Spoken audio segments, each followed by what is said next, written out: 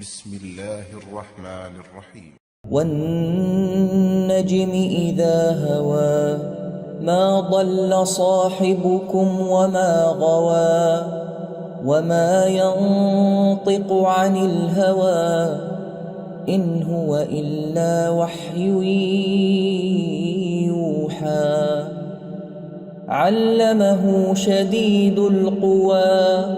ذو مرة فاستوى وهو بالأفق الأعلى ثم دنا فتدلى فكان قاب قوسين أو أدنى فأوحى إلى عبده ما أوحى ما كذب الفؤاد ما رأى أفتمارونه على ما يرى ولقد رآه نزلة أخرى عند سدرة المنتهى عندها جنة المأوى إذ يغشى السدرة ما يغشى ما زاغ البصر وما طغى لقد رأى من آيات ربه الكبرى أفرأيتم اللات والعزى ومناة الثالثة الأخرى ألكم الذكر وله الأنثى تلك إذا قسمة ضيزى إن هي إلا أسماء سميتموها أنتم وآباؤكم ما أنزل الله بها من سلطان إن يتبعون إلا الظن وما تهوى الأنفس ولقد جاءهم من ربهم الهدى أم للإنسان ما تمنى فلله الآخرة والأولى وكم من ملك في السماوات لا تغني شفاعتهم شيئا إلا من بعد أن يأذن الله لا تغني شفاعتهم شيئا إلا من بعد أن يأذن الله لمن يشاء ويرضى إن الذين لا يؤمنون بالآخرة ليسمون الملائكة تسمية الأنثى وما لهم به من علم إن يتبعون إلا الظن وإن الظن لا يغني من الحق شيئا فأعرض عمن تولى عن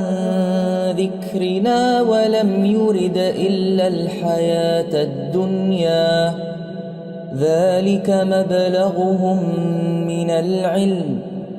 إن ربك هو أعلم بمن ضل عن سبيله وهو أعلم بمن اهتدى ولله ما في السماوات وما في الأرض ليجزي الذين أساءوا بما عملوا ويجزي الذين أحسنوا بالحسنى الذين يجتنبون كبائر الإثم والفواحش إلا اللمم إن ربك واسع المغفرة هو أعلم بكم إذ أنشأكم من الأرض وإذ أنتم أجنة في بطون أمهاتكم فلا تزكوا أنفسكم هو أعلم بمن اتقى أفرأيت الذي تولى وأعطى قليلا وأكدى أعنده علم الغيب فهو يرى أم لم ينبأ بما في صحف موسى وإبراهيم الذي وفى ألا تزر وازرة وزر أخرى وأن ليس للإنسان إلا ما سعى وأن سعيه سوف يرى ثم يجزاه الجزاء الأوفى وأن إلى ربك المنتهى وأنه هو أضحك وأبكى وأنه هو أمات وأحيا وأنه خلق الزوجين الذكر والأنثى من